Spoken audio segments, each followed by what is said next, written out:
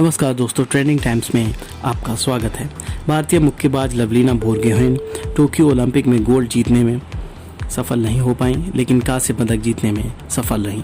उन्होंने बुधवार को कहा कि वह पिछले 8 साल से जो बलिदान दे रही थी उसका यह बड़ा इनाम है और वो 2012 के बाद पहली बार छुट्टी लेकर इसका जश्न मनाएंगी।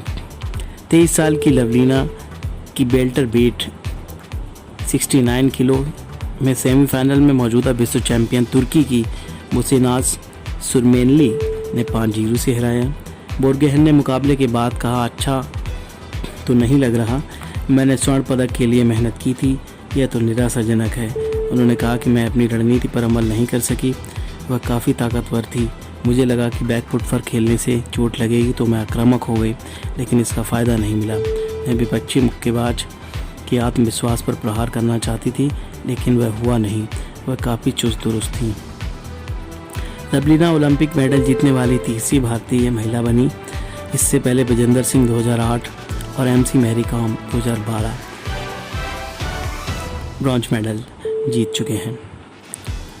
भारतीय मुक्केबाज लवलीना ने कहा कि मैं हमेशा से ओलंपिक में पदक जीतना चाहती थी, मुझे खुशी है कि पदक मिला, लेकिन इससे अधिक मिल सकता था। उन्होंने कहा, मैंने इस पदक के लिए 8 साल तक मेहनत की, मैं घर से दूर रही, परिवार से दूर रही, मनपसंद खाना नहीं खाया, लेकिन मुझे नहीं लगता कि किसी को ऐसा करना चाहिए। मुझे लगता था कि कुछ भी गलत करूँगी तो उसका असर खेल पर पड़ेगा।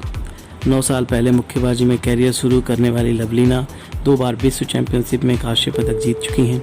उनके लिए ओलंपिक की तैयारी आसान नहीं थी, क्योंकि कोरोना संक्रमण के कारण अभ्यास के लिए यूरोप नहीं जा सकी।